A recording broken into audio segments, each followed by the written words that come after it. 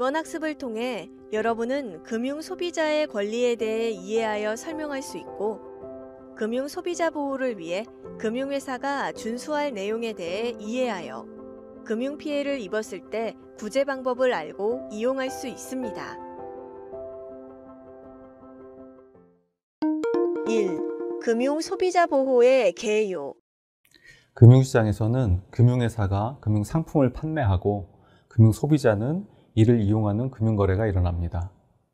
이때 금융회사와 금융소비자 간의 금융거래는 공정하게 이루어져야 하겠습니다. 그런데 금융회사는 금융상품의 구조와 금융시장의 상황에 대해서 금융소비자보다 더 많은 정보를 가지고 있습니다. 그리고 금융거래 조건을 결정하는 교섭력도 금융소비자보다 우위에 있는 것이 일반적입니다. 따라서 금융거래가 공정하게 이루어질 수 있도록 정보력과 교섭력에서 상대적으로 열의에 놓여 있는 금융소비자를 보호하는 장치가 필요하다고 하겠습니다. 뿐만 아니라 금융회사가 우월적지위를 남용해서 금융소비자에게 피해가 발생할 경우에 금융회사에 대한 신뢰가 무너지고 금융산업과 금융시장 전체에 부정적인 영향을 미칠 수 있습니다. 따라서 금융소비자 보호는 전체 금융시스템의 안정을 위해서도 꼭 필요하다고 하겠습니다. 또한 금융기술이 발달하면서 금융거래 방식이나 금융시장의 환경도 변화하기 때문에 금융소비자를 보호하는 방법도 진화할 필요가 있습니다. 이러한 금융소비자 보호의 필요성에 따라서 2021년 3월에 금융소비자보호법이 시행되었습니다.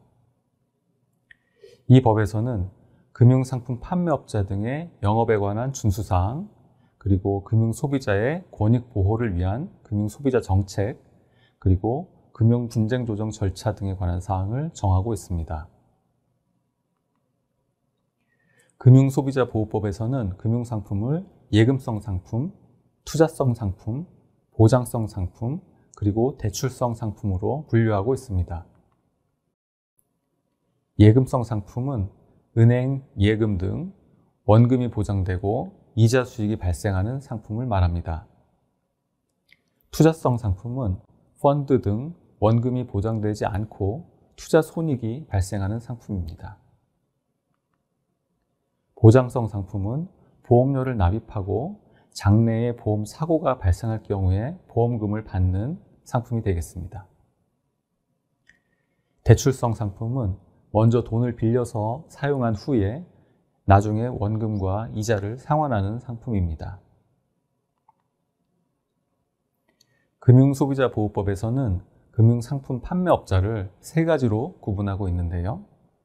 은행, 보험사와 같이 금융소비자에게 직접 금융상품을 판매하는 직접 판매업자, 그리고 보험 설계 중개사 등과 같이 금융상품 판매를 대리하거나 중개하는 판매 대리 중개업자, 그리고 금융소비자에게 적합한 상품을 구매할 수 있도록 자문을 제공하는 자문업자로 구분됩니다. 이렇게 기능에 따라 구분함으로써 금융소비자 입장에서 동일한 기능에 대해 동일한 규제를 할 수 있게 되는 것입니다. 또한 금융소비자보호법은 금융거래 단계에 따라서 금융소비자에게 사전 정보 제공을 강화하고 금융상품 판매 행위를 규제하며 금융소비자의 사후 권리 구제를 강화하는 내용을 담고 있습니다. 금융소비자보호법은 금융소비자의 기본적인 권리를 규정하고 있는데요. 금융소비자는 금융회사의 위법한 영업행위로 인한 재산상 손해로부터 보호받을 권리를 갖습니다. 그리고 금융상품을 선택하고 소비하는 과정에서 필요한 지식과 정보를 제공받을 권리를 갖습니다. 또한 금융상품의 소비로 인해서 입은 피해에 대해서 신속하고 공정한 절차에 따라 적절한 보상을 받을 권리를 갖습니다. 뿐만 아니라 금융 소비 생활에 영향을 주는 국가 및 지방자치단체의 정책에 대해서 의견을 반영시킬 권리가 있고요. 금융 소비자 스스로 권익을 증진하기 위해서 단체를 조직하고 활동할 수 있는 권리도 있습니다. 마지막으로 합리적인 금융 소비 생활을 위해서 필요한 교육을 받을 권리가 있습니다. 금융소비자보호법에서는 금융소비자의 책무도 정하고 있습니다.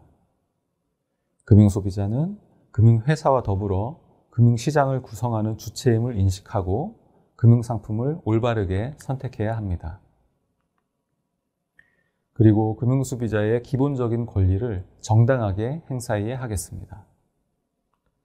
또한 스스로의 권익을 증진하기 위해서 필요한 지식과 정보를 습득하도록 노력해야 하겠습니다. 금융소비자보호법에서는 국가와 금융회사의 역할도 규정하고 있습니다. 국가는 금융소비자의 권익 증진을 위한 시책을 수립하여 실시하고 관련 법령을 제정, 개정하는 한편 필요한 조직을 운영하고 금융소비자의 조직 활동을 지원해야 합니다. 그리고 금융회사는 공정한 금융 환경을 조성하고 재산 피해 예방 조치를 취하고 거래를 공정하게 하며 금융상품 정보 제공과 개인정보보호 등의 책무를 다해야 합니다. 2. 금융 소비자 보호를 위한 장치. 금융소비자 보호를 위한 장치는 크게 사전적 예방 조치와 사후적 구제 장치로 구분할 수 있습니다. 사전적 예방 조치는 금융소비자가 금융회사와 거래할 때 발생하는 위험 요소를 없애기 위해서 금융거래 관행과 제도를 합리적으로 개선하고 금융거래의 안전성을 확보하는 것을 말합니다. 구체적으로 금융회사의 영업행위 규제, 공시의무 부과, 그리고 금융교육 등을 통한 금융소비자의 금융 역량을 제고하는 일 등이 사전 예방 조치에 해당되겠습니다. 사후적 구제 장치는 금융소비자의 불만을 해소하고 피해를 구제하는 것으로서 금융민원 처리 및 분쟁 조정, 손해배상 책임, 예금자 보호제도 등이 해당되겠습니다. 금융소비자보호법에서는 금융회사의 금융상품 판매 행위를 규제하는 6대 판매 원칙을 제시하고 있습니다. 이 6대 판매 원칙은 적합성 원칙, 적정성 원칙, 설명 의무, 불공정 영업행위 금지, 부당 권유행위 금지, 그리고 광고 관련 준수사항입니다. 먼저 적합성 원칙입니다. 금융소비자는 전문 금융소비자와 일반 금융소비자로 구분되는데요. 국가, 한국은행, 금융회사와 같이 전문성이 있고 규모가 큰 금융소비자를 전문 금융소비자라고 합니다. 전문 금융소비자가 아닌 금융소비자를 일반 금융소비자라고 합니다. 적합성 원칙은 일반 금융소비자에게 적용되는데요. 금융회사가 일반 금융소비자에게 금융상품을 권유할 때 일반 금융소비자의 재산 상황, 투자 경험, 신용 및 변제 계획 등을 고려해서 금융소비자에게 적합하지 않은 금융상품을 권유해서는 안 된다는 것입니다. 예를 들어서 위험 성향이 낮은 금융소비자에게 위험 등급이 높은 금융상품을 권유해서는 안 되는 것입니다. 이어서 적정성 원칙입니다. 적정성 원칙은 일반 금융소비자가 스스로 금융상품을 선택할 경우에 적용되는 원칙입니다.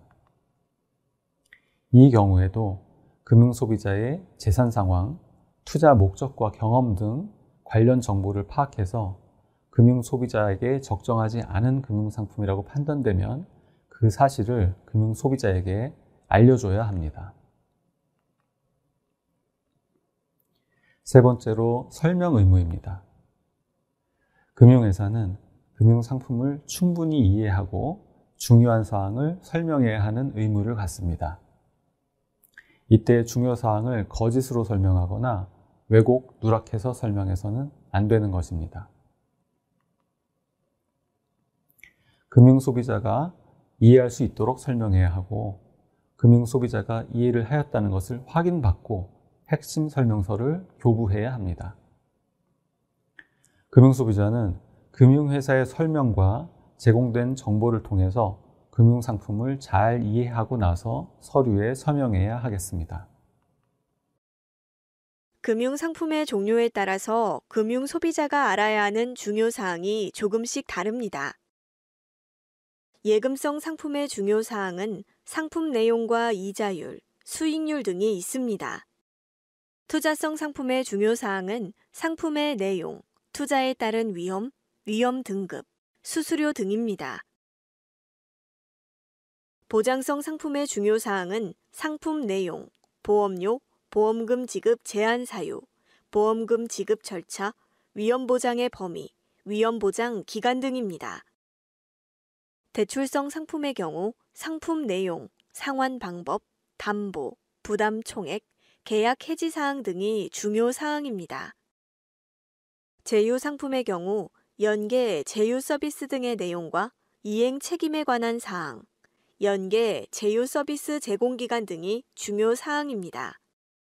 마지막으로 금융 소비자 보호와 관련된 중요 사항으로 청약 철회의 기간과 행사 방법, 효과에 관한 사항이 있습니다. 네 번째로 불공정 영업행위 금지입니다.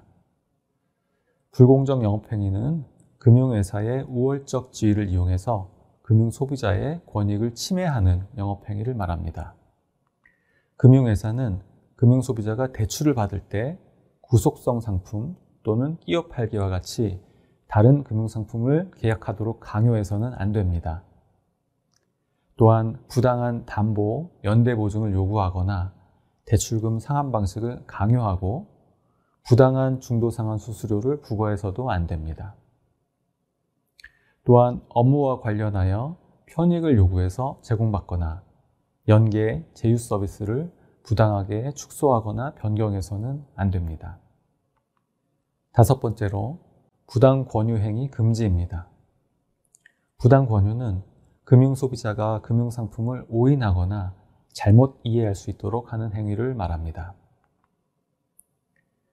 금융회사는 불확실한 사항에 대해 단정적인 판단을 제공하거나 금융소비자가 확실하다고 오인할 소지가 있는 내용을 알려서는 안 되고 금융상품의 내용을 사실과 다르게 알려서도 안 됩니다.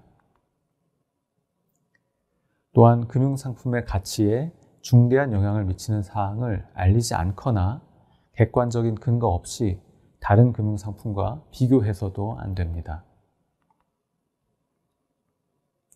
보장성 상품의 경우에는 금융소비자에게 계약 전 알릴 의무를 방해하거나 알리지 않거나 부실하게 알리도록 권유해서는 안 됩니다. 예를 들어 보겠습니다. 금융소비자가 질병이 있는 경우에 보험 상품을 계약할 수 없는 경우가 있지만 보험 설계사가 실적을 높이기 위해서 고지 의무 이행을 하지 않도록 유도해서 계약 체결을 성사해서는 안 되는 것입니다.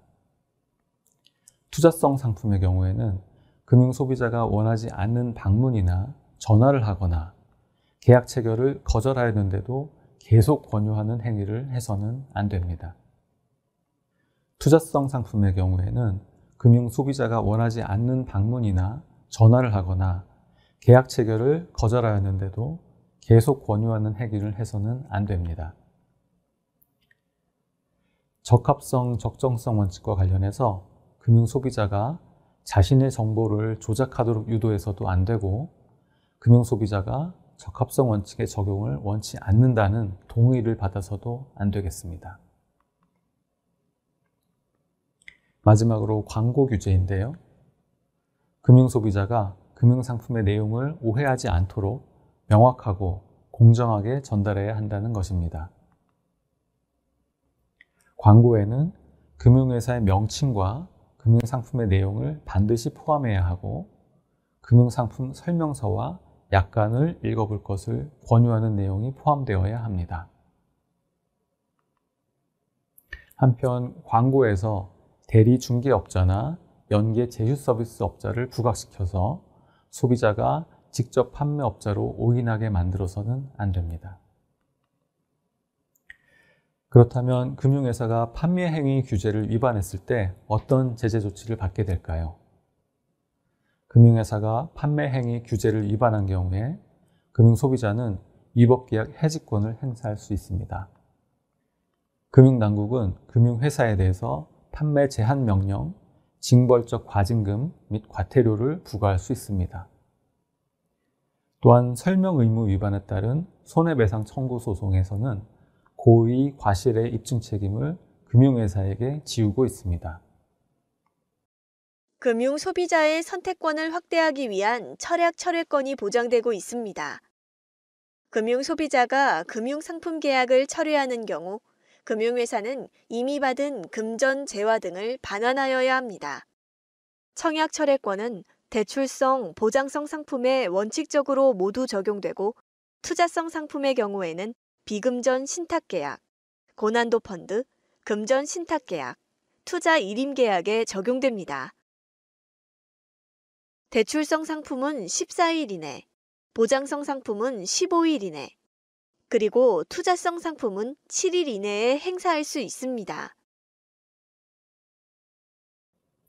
금융소비자가 금융거래와 관련해서 손해를 입은 경우에 당사자인 금융소비자와 금융회사 간에 직접 해결하는 것이 가장 바람직합니다.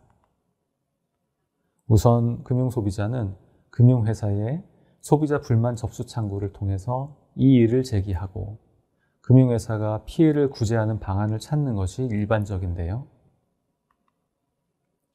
당사자 간의 해결이 원만하지 않은 경우에는 금융민원과 금융분쟁조정이라는 피해 구제 방법이 있습니다. 금융민원은 주로 금융감독원에 신청하지만 한국소비자원, 금융협회, 소비자단체를 이용할 수도 있습니다. 금융분쟁조정은 금융감독원을 통해서 금융거래 당사자의 합의를 이끌어내는 방법입니다. 그래도 해결되지 않을 경우에는 소송을 제기해서 재판을 통해 구제받는 방법도 있습니다. 금융소비자는 금융 관련 민원을 금융감독원에 제기할 수 있는데요. 금융위원회와 금융감독원이 운영하는 이금융민원센터 또는 전화 1331을 이용하거나 금융감독원 금융민원센터를 직접 방문해서 민원을 접수할 수도 있습니다. 다만 우체국과 관련된 민원은 우정사업본부에서, 새마을금고와 관련된 민원은 새마을금고 중앙회에서, 그리고 대부업자에 대한 민원은 관할, 시, 도 등 지방자치단체에서 처리합니다. 금융민원은 원칙적으로 14일 이내에 처리됩니다. 다만 분쟁조정이 필요한 민원은 30일 이내, 분쟁조정위원회의 조정 결정이 필요한 민원은 60일 이내에 처리되며 이 기간에는 서류 보완, 사실관계 조사에 필요한 시간과 공휴일, 일요일이 제외됩니다.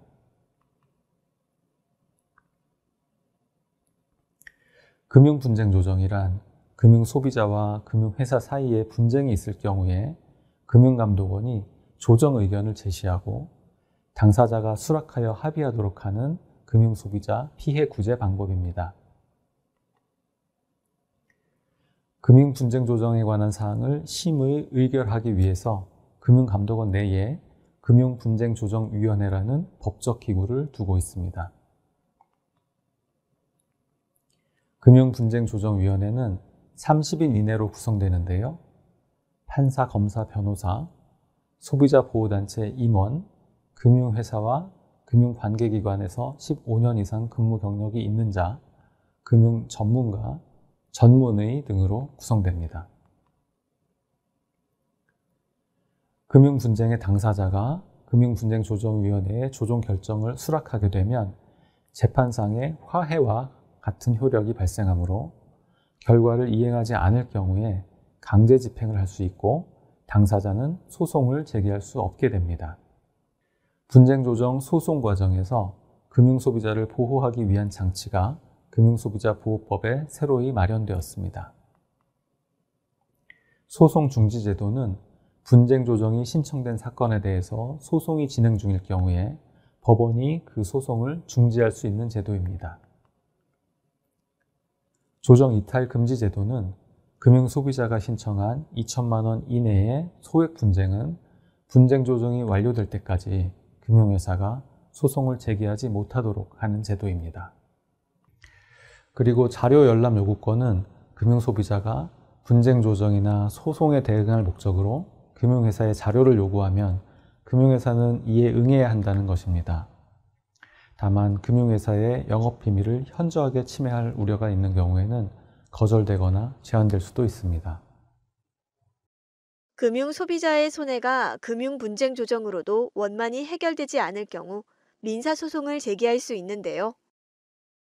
금융분쟁조정위원회가 제시하는 조정 의견을 금융회사가 부당하게 거부하면 금융분쟁조정위원회는 금융소비자의 소송 비용을 지원하도록 의결하여 금융감독원이 금융소비자의 소송 비용을 지원하게 됩니다. 한편 대부업자로부터 법정 최고금리를 넘는 대출을 받아 불법 추심으로 피해를 입은 경우에는 법률구조공단에 변호사를 선임하여 무료로 법률 서비스를 받을 수 있습니다. 오늘 학습한 내용에 대해서 정리해보세요. 2021년 3월부터 시행되는 금융소비자보호법은 금융소비자의 권익 증진과 건전한 시장 질서 구축을 위하여 제정되었습니다. 이 법에서는 금융회사의 영업에 관한 준수사항, 금융소비자의 권익 보호를 위한 금융소비자 정책, 금융분쟁 조정 절차 등에 관한 사항을 정하고 있습니다. 금융소비자의 피해는 금융회사가 금융상품을 판매하는 과정에서 비롯되는 경우가 많습니다. 금융회사는 금융상품 계약을 체결할 때 적합성 원칙, 적정성 원칙, 설명 의무를 준수하고 불공정 영업행위, 부당 권유행위, 허위, 과장 광고를 하지 않아야 합니다. 금융회사가 이를 위반하여 금융소비자에게 손해가 발생하는 경우 금융소비자는 위법 계약 해지권을 행사할 수 있고 금융당국은 금융회사에 대하여 판매 제한 명령, 징벌적 과징금 및 과태료 부과를 할 수 있습니다.